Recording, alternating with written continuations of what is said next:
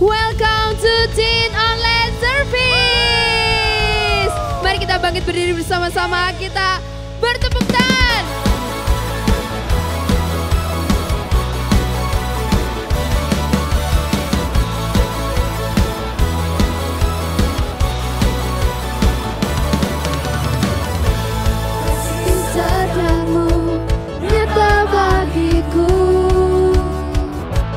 Hikmat kebajikan tersedia bagiku.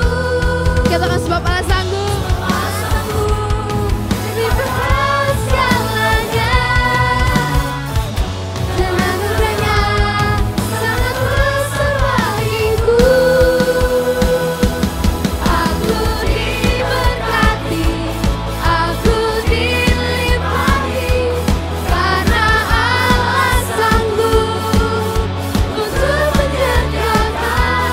Aku diberkati, aku dilimpahi atas semua anugerah Tuhan bagiku.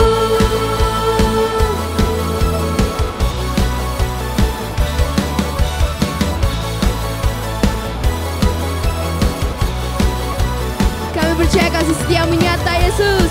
Kasih setiamu nyata bagiku. Hikmat kebajikan tersedia bagiku. Sebab Allah sanggup memenuhi segalanya dan anugerahnya sangat besar bagiku. Yang percaya katakan, Aku diberkati, aku dilimpahi, karena Allah sanggup untuk menyediakan. Aku diberkati, aku dilimpahi atas sempurna anugerah Tuhan bagiku. mari kita semuanya bertepuk tangan di atas kepala kita.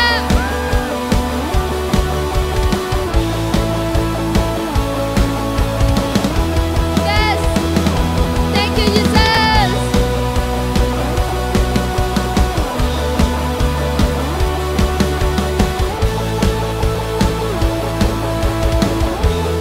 Semuanya boleh tangannya ke atas.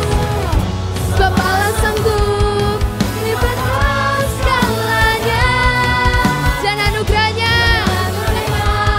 sangat besar bagiku. Sebab Allah sanggup. Sebab Allah sanggup menyimpan segalanya dan anugerahnya sangat besar bagiku. Aku diberkati, Semuanya. aku dilimpahi, karena Allah sanggup Untuk apa? untuk menyediakan. Lebih semangat lagi. Aku diberkati, aku dilimpahi, karena Allah sanggup untuk menyediakan. Aku diberkati, aku dilimpahi atas sempurna anugerah Tuhan bagiku. Yes.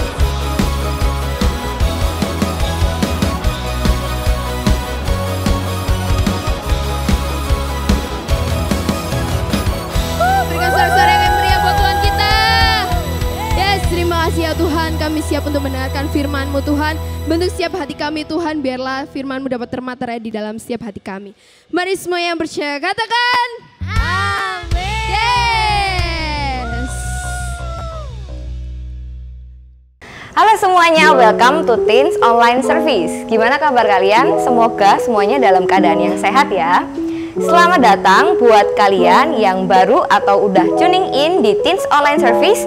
Welcome, jangan canggung dengan cara kita bernyanyi, memuji Tuhan, bertepuk tangan, atau mendengar bahasa yang asing bagi kalian. Karena kami percaya bahwa lagu dapat membangkitkan iman kita dan itu semua merupakan ekspresi kita untuk mengasihi Tuhan. Nah, sekarang saya akan menyampaikan beberapa informasi untuk kalian. Yang pertama, Teens Online Service bisa kalian akses di setiap minggunya mulai jam 7 pagi di YouTube Alpha Omega Church. Jadi sekali lagi, Teens Online Service bisa kalian akses di setiap hari minggunya mulai jam 7 pagi di YouTube Alpha Omega Church. Jangan lupa untuk subscribe, like, komen, dan bagikan link ke teman-teman kalian supaya kita semua bisa diberkati bersama-sama. Buat teman-teman yang rindu untuk memberikan persembahan, kalian bisa memberikan persembahan melalui transfer di rekening yang ada di bawah ini. Komsel masih tetap berjalan sesuai dengan jam-jam yang sudah ditentukan di komsel kalian masing-masing via online ataupun offline. Jadi jangan lupa untuk ajak kawan-kawan untuk join dalam komsel online maupun offline. Itu aja informasi yang bisa aku sampaikan, dan selanjutnya kita akan melanjutkan ke acara berikutnya. Stay safe, stay healthy, and God bless you. Halo semuanya, welcome di AOC Youth Online Service. Bagaimana kabar kalian minggu ini? Saya berharap teman-teman tetap antusias, tetap sehat, dan tetap semangat mengikuti Sunday Service pada minggu hari ini. Masih di tema bulan ini, yaitu More Gracious. Sedikit review ya. Minggu pertama kita sama-sama mendengar khotbah tentang gracious to my enemy, atau mengasihi musuhmu. Wah, pasti berat ya mengasihi musuh, apalagi kalau musuhnya itu mantan kita. Hehehe. Jadi di minggu kedua kita mendengarkan gracious to mean friend. Terus di minggu lalu kita sama-sama mendengar bahwa tentang gracious to mean others. Aku rasa teman-teman setelah menjalani 3 minggu ini pasti akan lebih gracious daripada sebelum-sebelumnya. Dan di minggu ini kita akan sama-sama belajar tentang gracious like Jesus. Kita ucapkan sama-sama gracious like Jesus. Atau teman-teman boleh ketik di kolom chatnya gracious like Jesus. Sebelum masuk ke pembahasan, apa sih gracious? Gracious menurut kamus Merriam-Webster dikatakan di situ showing divine grace, atau menunjukkan rahmat ilahi. Rahmat, apa itu rahmat? Seringkali kita mendengarkan doa diucapkan dengan ada kata rahmatnya. Teman kita menyapa juga ada yang menyapa karena rahmat Tuhan kamu sehat, karena rahmat Tuhan kamu diselamatkan dari dosa. Apa sih rahmat itu? Kita sering mengucapkan tapi kita nggak ngerti apa arti kata itu. Rahmat adalah pengurangan hukuman. Rahmat adalah pengurangan hukuman. Jadi gracious adalah pengurangan hukuman karena dosa kita oleh Yesus. Gracious, pengurangan hukuman karena dosa kita oleh Yesus. Seperti apa sih kemurahan yang sudah Yesus lakukan buat kehidupan kita? Kita sering dengar pasti ayat ini, Yohanes 3 ayat 16. Kita baca sama-sama ya, baik yang di rumah maupun dimanapun kalian berada. Kita baca, karena begitu besar kasih Allah akan dunia ini, sehingga Ia telah mengaruniakan anaknya yang tunggal, supaya setiap orang percaya kepadanya tidak binasa, melainkan beroleh hidup yang kekal. Teman-teman bisa bayangkan ya, ilustrasinya seperti seorang bapak yang merelakan anak kesayangannya turun ke dunia untuk menyelamatkan kita manusia berdosa yang nggak dia kenal. Dia datang ke dunia, Yesus datang ke dunia, dipukuli, disiksa, lalu disalib untuk menebus dosa kita, dosa orang yang tidak dikenalinya. Itulah kemurahan yang Yesus lakukan buat kehidupan kita. Lalu pertanyaan selanjutnya, mengapa kita harus gracious like Jesus? Kita buka ayatnya di Titus 2 ayat 14. Kita baca sama-sama. Yang telah menyerahkan dirinya bagi kita untuk membebaskan kita dari segala kejahatan dan untuk menguduskan bagi dirinya suatu umat kepunyaannya sendiri yang rajin berbuat baik. Ya, Jadi kalau kita lihat ayat ini cuma sedikit, mungkin teman-teman nggak ngerti ya, apa sih maksudnya. Aku bacain dari ayat yang ke-11 ya, di atasnya dikatakan, karena kasih karunia Allah yang menyelamatkan semua manusia sudah nyata. Jadi di awal sudah dikatakan karena kasih karunia Allah menyelamatkan semua manusia, membuat kita semakin bisa melakukan untuk perbuatan-perbuatan baik. Dalam ayat ini, Paulus menyatakan bahwa kita sudah ditebus dari dosa oleh kasih karunia-Nya, seperti yang dikatakan di ayat 11 tadi. Dan disucikan, kita dikuduskan untuk melakukan perbuatan baik, sama seperti yang Yesus lakukan buat kita. Siap-siap ya buat tagline-nya minggu ini.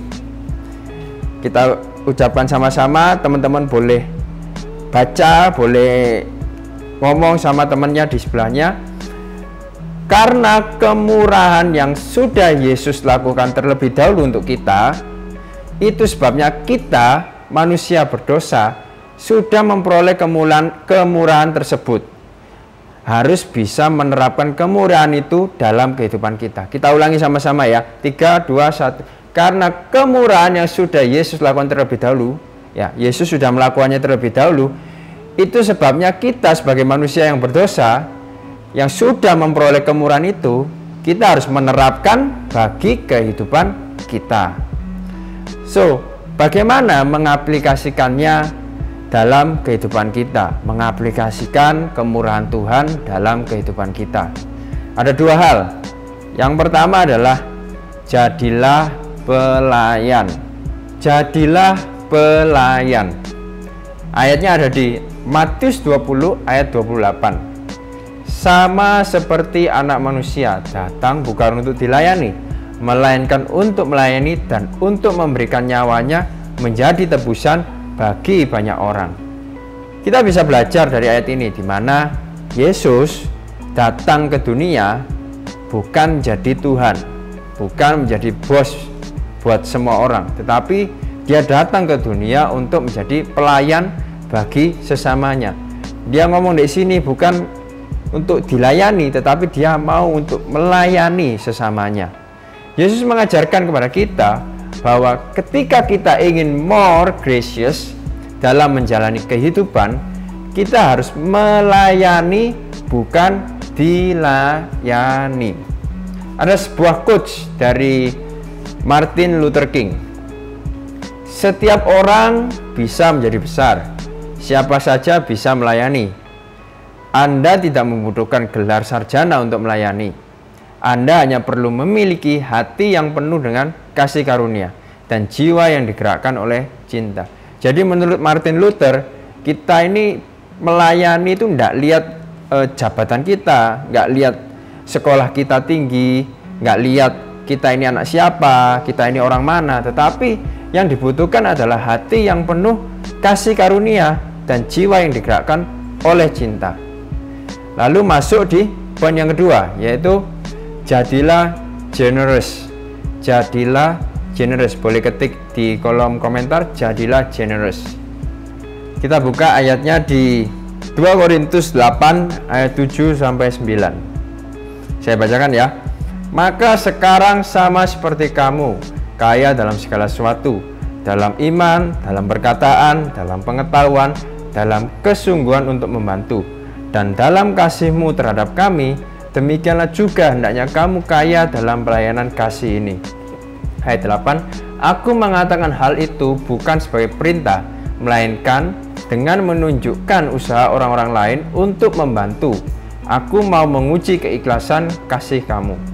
Ayat 9, karena kamu telah mengenal kasih karunia Tuhan kita Yesus Kristus, bahwa Ia yang oleh karena kamu menjadi miskin sekalipun Ia kaya, supaya kamu menjadi kaya oleh kemiskinannya. Paulus di sini menghimbau bukan hanya untuk jemaat di Korintus saja, tetapi untuk kita semua. Dia menghimbau bahwa karena kasih karunia Kristus yang sudah dilakukannya dalam kehidupan Yesus, Dia mati di kayu salib, Dia rela disiksa, Dia rela menanggung dosa kita, Itu sebabnya kita secara rohani kita ini nggak berdaya untuk menghapus dosa kita. Hanya Yesus saja yang sanggup. Oleh karena itu Yesus membuat atau memberikan contoh melalui kasih karunia-Nya. Dia rela mati, dia rela disalib, dia rela disiksa untuk menebus dosa kita. Maka hal ini akan memotivasi kita untuk menjadi generous kepada mereka yang membutuhkan. Seperti yang telah Yesus lakukan. Yang telah Yesus lakukan, dia rela mati, disalib, disiksa untuk kita manusia berdosa yang tidak dia kenal sebelumnya. Harusnya kita juga termotivasi untuk bermurah hati, untuk generous kepada yang membutuhkan. Yang penting intinya kemurahan hati yang kita lakukan akan memuliakan Tuhan yang murah hati memberikan anaknya sendiri untuk kita. Jadi kemurahan hati atau generous kita yang kita lakukan sehari-hari itu akan memuliakan Tuhan, akan menyenangkan hati Tuhan yang sudah murah hati terlebih dahulu terhadap kita. Kesimpulannya, kita balik lagi di tagline kita. Karena kemurahan yang sudah Yesus lakukan terlebih dahulu untuk kita, itu sebabnya kita sebagai manusia berdosa yang sudah memperoleh kemurahan tersebut harus bisa menerapkan kemurahan itu dalam kehidupan kita. Kita ulangi lagi ya. Karena kemurahan yang Yesus sudah lakukan terlebih dahulu, itu sebabnya kita sebagai manusia berdosa yang memperoleh kemurahan itu harus bisa menerapkan kemurahan itu dalam kehidupan kita. So, bagaimana kita menerapkan kemurahan Tuhan dalam kehidupan kita? Ya, ada dua tadi. Jadilah pelayan dan jadilah generous. Gampang kan? Hanya dua hal aja yang bisa kita lakukan. Jadilah pelayan dan jadilah generous. So, ini aja yang aku sampaikan minggu ini. Semoga teman-teman semua yang dimanapun kalian berada bisa menjadi gracious, semakin gracious dari hari ke hari, dan kita bisa belajar dari Yesus yang telah mati, telah rela disiksa demi kita manusia yang berdosa yang tidak dia kenali, dan dari situlah kita belajar yang namanya kasih karunia dan kemurahannya Tuhan. So thank you and God bless.